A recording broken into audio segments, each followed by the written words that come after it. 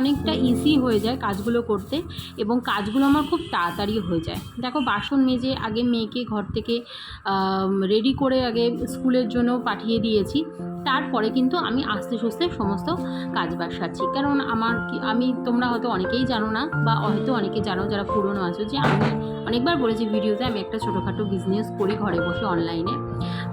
মানে যে সমস্ত প্রোডাক্টগুলো আমি আনি সেগুলো বাই অ্যান্ড সেল করি। তো তার জন্য আমার কিছুটা সময় লাগে। তো এখানে আমি আর সেদিনকে কাজে বসিনি, আর স্নান টান করে চলে এসেছি 11টার মধ্যে। ঘরটার ঝাড় দিয়ে, ঘরটা তখনও সেভাবে মোছা হয়নি, মুছবো আমি একটু বেলায়। আর দেখো, আগের দিন তোমাদেরকে ভিডিওতে বলছিলাম না যে আমি কিছু জিনিস কিনেছি নতুন, এই হচ্ছে কিনেছি। এই একটা ত্রিশূল কিনেছি, যেটা আমাদের ডমরু আছে, আর নন্দী মহারাজকে নিয়ে এসেছি। নন্দী মহারাজ আমার ছিল না। তবে জানো বন্ধুরা, আমার একটা খুব ভুল হয়ে গেছে, আমার মনেই একদম পড়েনি। তবে জানো, আমি বাড়ি থেকে মনে করে গেছি। আর আমার শিব ঠাকুরের পাথরের বাটিটা ভেঙে গেছিলো দেখে আমি এই পাথরের বাটিটা নিয়ে এসেছি। এখন আমি পঞ্চামৃত দিয়ে আমি কিন্তু ঠাকুরকে এখানে মাথায় দুধ, গঙ্গার জল, তারপরে চিনি, তারপরে মধু, ঘি সমস্ত কিছু দিয়ে কিন্তু এখানে শর্করা, আমি সমস্ত কিছু দিয়ে এখানে আগে বাবাকে মাথায় জল ঢেলে নিলাম।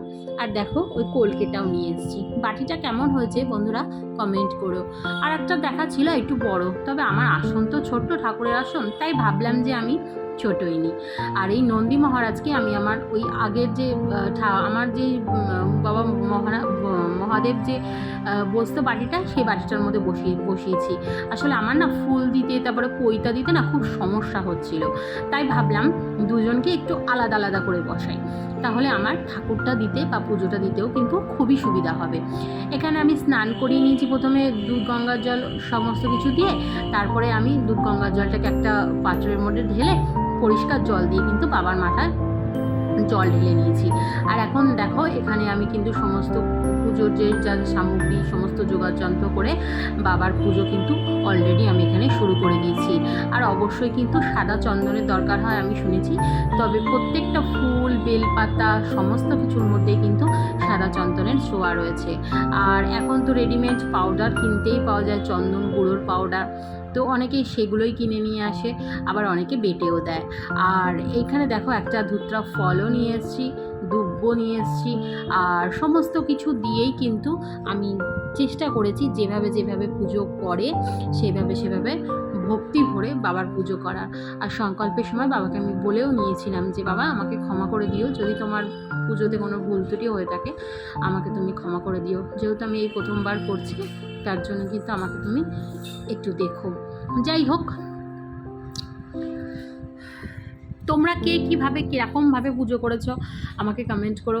ভেবেছিলাম মন্দিরে যাব জানো তো, কিন্তু সময়ের সঙ্গে আর পেরে উঠলাম না। আসলে মেয়ের যদি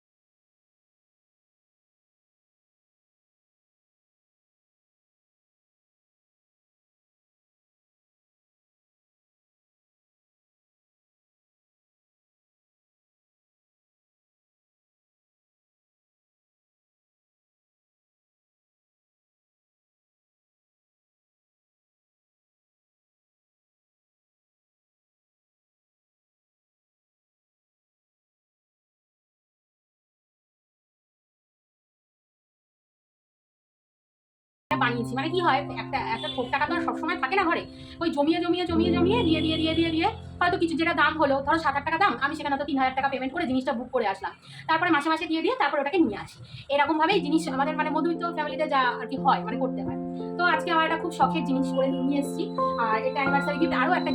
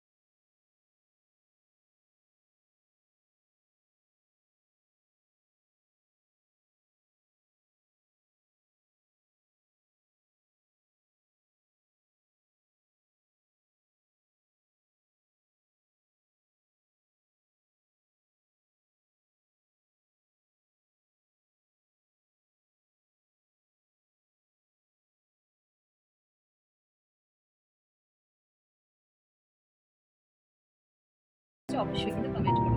সাথে আরও একটা জিনিস কিনেছি। আমার মেয়ে যেখানে নাচ শেখে সেখানে একটি বাচ্চার জন্মদিন, তো আমাদের তিনজনকেই নিমন্ত্রণ করেছে, আর তার জন্য এই গিফটটা আমরা শ্রীনিকেতন থেকে কিনেছি। কেমন হয়েছে অবশ্যই কিন্তু তোমরা কমেন্ট করতে ভুলো না। এখানে ভয়েস ওভার দিচ্ছিলাম কারণ জানি না ভিডিওটাতে কেন ভয়েস আসেনি কোনো কারণে। তো চলো আজ ভিডিওটা এই পর্যন্তই। ভালো লাগলে অবশ্যই কিন্তু চ্যানেলের পাশে থেকো। আবার দেখা হবে একটা সুন্দর নতুন ব্লগের সঙ্গে। ততক্ষণের জন্য তোমরা ভালো থেকো, সুস্থ থেকো, অল টাইম হ্যাপি থেকো। টাটা।